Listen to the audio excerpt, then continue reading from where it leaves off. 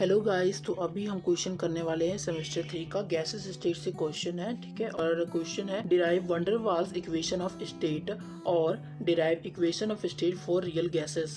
यानी कि हमें इक्वेशन डिराइव करना है जो कि रियल गैस के लिए है, और इस रियल गैस की इक्वेशन को हम लोग वैन डर वाल इक्वेशन भी कहते हैं। तो इसको अब हम डिराइव करने वाले हैं। सबसे पहले हम जानते हैं आइडियल गैस और रियल गैस में डिफरेंस क्या होता है। तो हम यहाँ जानते हैं कि PV is equal to RT ideal के केस में होता है and PV is equal to not RT या फिर PV is equal to not NRT आपका रियल गैस के कंडीशन में होता है। तो हम यहाँ इस बार अभी हम क्या करें, रियल गैस के लिए निकालने जा रहे हैं एक इक्वेशन। तो इसको हम वैन डर वाल gas equation of real gas भी कह सकते हैं। यहाँ पर नोट्स लिखा हुआ है, इसको मैं आपको समझाता हूँ। तो हम यहाँ इसे लिख सकते हैं the equation PV is equal to RT for ideal gas, यानी कि जो PV is equal to RT या फिर PV is equal to NRT एक इक्वेशन है जो कि आइडियल गैस के लिए होता है। Can not describe the behaviour of real gas. तो ये जो इक्वेशन है वो रियल गैस के बिहेवियर को डिस्क्राइब नहीं करता है कि PV is equal to RT for ideal gas and PV is equal to not RT is equal to real gas. तो this equation can not describe the behaviour of real gas only under certain limited condition. यानी कि एक ही ऐसा condition होता है जिसमें PV is equal to RT आपका real gas के बिहेवियर को दिखाता है। वो कंडीशन कौन सी है? एट हाई टेम्परेचर और low pressure this gases behave is real. यानी कि अगर टेम्परेचर इंक्रीज कर दिया जाए और प्रेशर को लो से लो यानी डिक्रीज कर दिया जाए तो उस समय हमें रियल गैस नजर आती है। This is the difference between ideal and real gas behaviour that PV is equal to RT for ideal gas. And ये जो है हमारा रियल गैस के इक्वेशन को डिस्क्राइब नहीं करता है एक कंडीशन में जो कि हाई टेम्परेचर और लो प्रेशर। इसको आप याद कर सकते हो LPHT।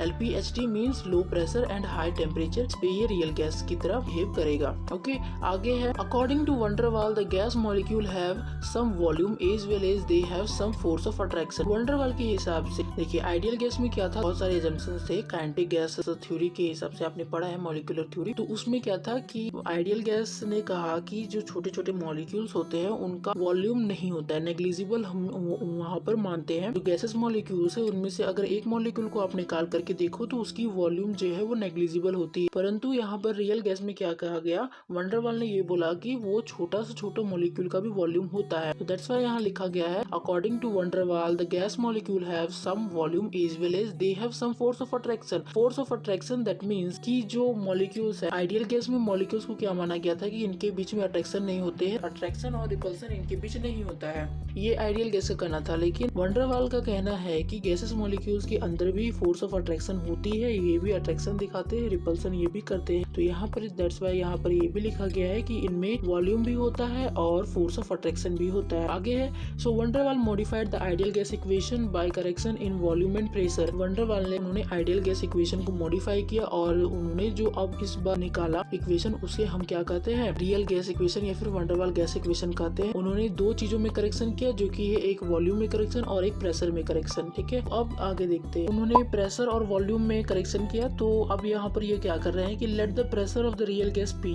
रियल गैस के प्रेशर को उन्होंने यहाँ पर P माना और आइडियल गैस के प्रेशर को P0 माना। उसी तरह वॉल्यूम रियल गैस के वॉल्यूम को V माना और आइडियल गैस के वॉल्यूम को V0 माना। तो इस तरह आइडियल गैस इक्वेशन जानते हैं PV is equal to NRT। तो यहाँ पर आइडियल गैस प्रेशर को हम P0 मान रहे हैं और वॉल्यूम को V0 मान रहे हैं। तो हमारा इक्वेशन चेंज हो जाएगा, P0 V0 is equal to NRT।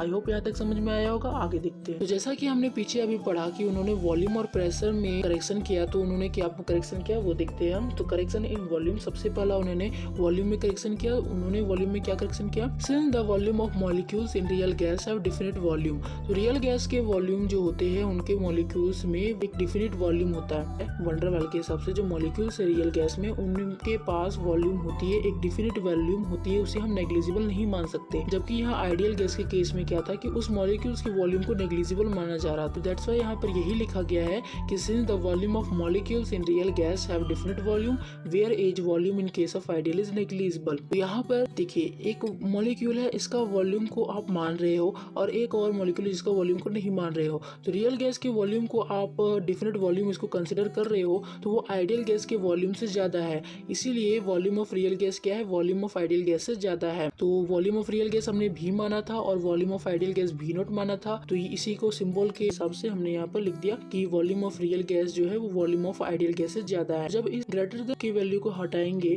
तो हमारे पास ये क्या आएगा, -b हो जाएगा। वी नॉट ये यानी कि वॉल्यूम ऑफ आइडियल गैस क्या है, जब हम वॉल्यूम ऑफ रियल गैस में कुछ माइनस कर देंगे तो हमारे पास वॉल्यूम ऑफ आइडियल गैस मिल जाएगी। तो यहाँ पर ये किया गया कि इस ग्रेटर देन की वैल्यू को हटा करके वी नॉट बराबर v माइनस बी किया गया। यहाँ पर b क्या है, excluded volume. HS and LHS बराबर लाना है। तो वॉल्यूम ऑफ आइडियल गैस क्या है कि रियल गैस में कुछ माइनस कर दे रहे हैं हम, वॉल्यूम ऑफ आइडियल गैस के बराबर होगा। तो दैट्स व्हाई इसीलिए यहाँ पर है कि v not is equal to v minus B, जहाँ पर b हमारा एक्सक्लूडेड वॉल्यूम है। ठीक है, अब ये हो गया आपके 1 मोल के लिए। यहाँ पर n मोल के लिए क्या होगा कि बहुत सारे मॉलिक्यूल्स हमारे पास प्रेजेंट होती है, तो v not is equal to v minus N भी हम कर सकते हैं कि बहुत सारे मॉलिक्यूल्स के लिए। प्रेशर में करेक्शन करने के लिए सबसे पहले तो हमने करेक्शन फॉर प्रेशर लिख दिया। यहाँ पर एक कंटेनर हमने कंसीडर किया है जिसमें कि बहुत सारे मॉलिक्यूल्स यहाँ पर प्रेजेंट है। एक मॉलिक्यूल हमने यहाँ पर बीच में माना है, यहाँ पर बल्क ऑफ द कंटेनर के बीच में एक मॉलिक्यूल्स माना है, जो कि मान लीजिए यहाँ एक मॉलिक्यूल है, ये इसके चारों तरफ मॉलिक्यूल्स है और इन मॉलिक्यूल्स के द्वारा जो है इसे इस मॉलिक्यूल्स को खींचा जा रहा है। इनके पास क्या है, फोर्स ऑफ अट्रैक्शन हो रही है और चारों तरफ से क्योंकि खींचा जा रहा है तो इनकी नेट फोर्स जो है 0 हो जा रही है। और ये क्या है, ये बैलेंस फोर्स में है,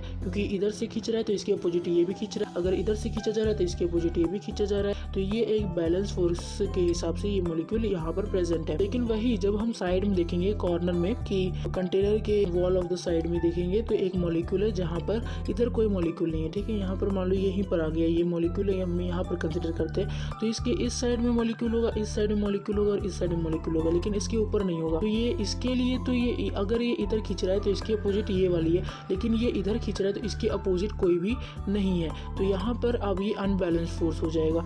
यहाँ पर अपोजिट सबके लिए था, लेकिन यहाँ पर अपोजिट केवल एक ही के लिए, दूसरे के लिए नहीं है।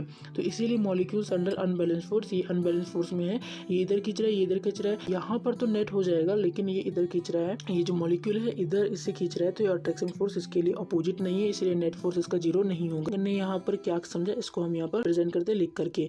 Let us consider a gas included in container. हम एक गैस को कंटेनर में इंक्लोज कर दिए हैं, यानी कि रख दिए। Let us consider a molecule which is well inside the bulk of the volume, this molecule is under balance force.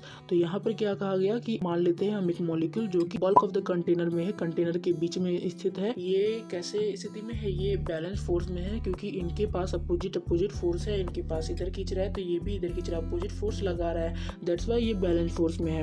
अब इसका क्या रोल है, but the molecule which are just near the wall of the container, इन molecule जो कि wall के just सामने में है, आर अंडर अनबैलेंस फोर्स, ये अनबैलेंस फोर्स में है, क्योंकि इनके पास एक के पास अपोजिट है लेकिन दूसरे के पास अपोजिट नहीं है, तो ये इस तरह से खींचा चला आएगा। ठीक है, तो ये क्या करेगा, unbalance force and strike the wall of the container with lesser force. और ये क्या करेगा, कंटेनर के जो वॉल है यहाँ पर जाके टकरा जाएगा और बहुत छोटे से फोर्स में टकराएगा, उतना भी जोर से नहीं टकराएगा। क्यों, क्योंकि ये इधर खींच रहा है। ठीक है, ये इधर खींच रहा है, इधर यहाँ पर तो नेट वॉल्यूम हो गया, लेकिन यहाँ पर जब ये इसको खींच रहा है तो ये आगे भी बढ़ना चाह रहा है और ये से पीछे खींच रहा है, तो उतने ज्यादा फोर्स में नहीं, लेकिन वहां पर जाकर के वो स्ट्राइक करेगा लेस फोर्स के हिसाब से। तो दैट्स व्हाई यहाँ पर लिखा हुआ है strike the wall of the container with lesser force. Container के वॉल में टकराएगा, लेकिन पीछे की फोर्स लगने के कारण वो उतने ज्यादा फोर्स के साथ नहीं टकरा पाएगा। अब क्या, that is real gas apply less pressure, इसीलिए रियल गैस जो है प्रेशर जो है वो कम होती है टू द वॉल, इसीलिए कि वहां पर पीछे से खींचने के लिए एक है लेकिन उसके अपोजिट में कुछ नहीं है, इसीलिए इनके पास प्रेशर जो है वो कम होता है। लेकिन आइडियल गैस में देखा जाए तो वहां पर कोई प्रेशर मौजूद नहीं होता, उनके पास फोर्स ऑफ अट्रैक्शन माना ही नहीं गया है, इसीलिए उन्होंने प्रेशर को चुना कि प्रेशर में करेक्शन किया जाए। ठीक है, तो यहाँ पर force of attraction ideal gas में नहीं लगता है, इसीलिए आइडियल गैस का जो प्रेशर होता है वो रियल गैस के प्रेशर से ज्यादा होता है। तो हम यहाँ लिख सकते हैं प्रेशर ऑफ आइडियल गैस हमने P नॉट माना था और रियल गैस के लिए P माना, तो प्रेशर जो है वो आइडियल गैस का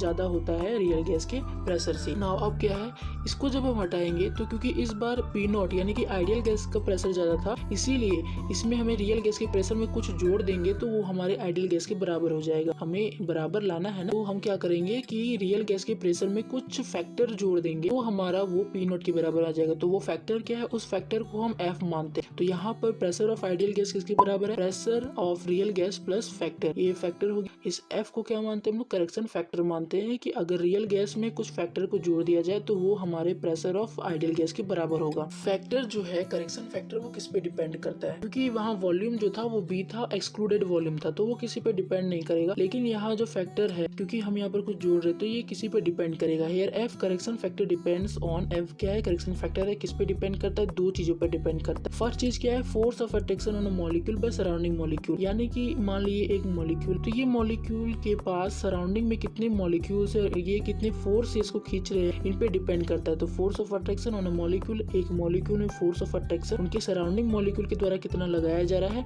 इस बात पर ये फैक्टर डिपेंड करेगा। दूसरा चीज क्या है, the number of molecule that strike to the wall per second per unit volume. मान लीजिए कंटेनर है और इस कंटेनर में कितने नंबर ऑफ मॉलिक्यूल्स है जो कि स्ट्राइक कर रहे हैं वॉल्स में, तो पर सेकंड पर यूनिट वॉल्यूम के हिसाब से जितने मॉलिक्यूल्स इनमें स्ट्राइक करेंगे तो उस हिसाब से इसका प्रेशर घटेगा बढ़ेगा, तो उस पर ये फैक्टर हमारा डिपेंड करता है। अब हम मान रहे हैं यहाँ पर let be volume contain and moles of gas. Correction factor हमने जो निकाला वो किसके डायरेक्टली प्रोपोर्शनल है, नंबर ऑफ मोल्स के बराबर है। यहाँ पर था ना नंबर ऑफ मॉलिक्यूल्स कितना स्ट्राइक कर रहा है कितना वॉल्यूम, तो ये करेक्शन फैक्टर जो है वो नंबर ऑफ मोल्स के डायरेक्टली प्रोपोर्शनल होगा और वॉल्यूम को इनवर्सली प्रोपोर्शनल होगा। एक्सपेरिमेंटली ये देखा गया कि एफ डायरेक्टली प्रोपोर्शनल होता है N square by V square के, दिस इज एक्सपेरिमेंटली। तो अब इस डायरेक्टली प्रोपोर्शनल को जब हम हटाएंगे तो यहाँ पर एक कांस्टेंट आता है जिसे हम ए कहते हैं। ए क्या है, फोर्स ऑफ अट्रैक्शन को दर्शा रहा है और ये एक वंडरवाल कांस्टेंट कहलाता है। तो इस डायरेक्टली प्रोपोर्शनल को हटाने पर हमारे पास यहाँ पर ए आता है, तो एफ हो जाएगा A N square by V square. इस एफ को हम क्या करेंगे, हमने यहाँ पर करेक्शन फैक्टर निकाल लिया A N square by V square, depend करता है उसी के हिसाब से F directly proportional to N by V आया है। ठीक, हमने निकाला था P not is equal to P plus F, यहाँ से आया, उसी में यहाँ पर हम एफ की वैल्यू को पुट कर देंगे।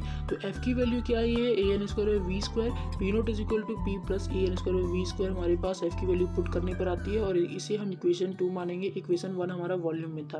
ठीक है, पहले क्या माना था, आइडियल गैस इक्वेशन हमने बनाया था जहाँ पर प्रेशर को हमने पी नॉट माना था और वॉल्यूम को वी नॉट माना था। वो किसके बराबर होता है, एनआरटी के बराबर होता है। हमने पी नॉट की वैल्यू भी निकाल ली और वी नॉट की वैल्यू भी निकाल ली जो कि एनआरटी के बराबर होता है। तो फॉर रियल गैस इक्वेशन 1 और 2 से, from the equation 1 and 2, equation 1 क्या था, वॉल्यूम था V माइनस एन बी, तो V naught is equal to V minus N B था, तो वी नॉट की जगह में हम V माइनस एन बी को पुट करेंगे। और पी नॉट हमने निकाला था P plus A N square और वी स्क्वायर, तो पी नॉट की जगह में हम इस वैल्यू को पुट करेंगे, ये किसके बराबर है, एनआरटी के बराबर। तो हमारे पास रियल गैस इक्वेशन आ जाती है P plus A N square by V square, V minus N B is equal to NRT. This is the van der Waals equation for real gas और इसे हमें डिराइव करना था। आई होप आपको समझ में आया होगा। अभी तक हमने 17 से 18 वीडियो बना ली है सेमेस्टर 3 के विद्या गैस से क्वेश्चन के बारे में। उसके बाद हम देखेंगे कि इसमें जो इम्पोर्टेंट विद्या गैस से हटकर के क्या इम्पोर्टेंट है आपके लिए क्वेश्चन, वो हम देखेंगे। तो आप इस चैनल के साथ बने रहे, वीडियो को लाइक करें, चैनल को सब्सक्राइब करें और शेयर करें जरूर प्लीज। व्यूज कम आ रहे हैं, मोटिवेशन नहीं मिल पाती है, तो अगर आप चाहते हैं कि मैं इसी तरह से मेहनत करता रहूं तो वीडियो को शेयर करें और हमारे साथ बने रहे। हम आगे सेमेस्टर 3 का क्या क्या इम्पोर्टेंट क्वेश्चन हो सकता है वो भी बताने वाले हैं। Thank you.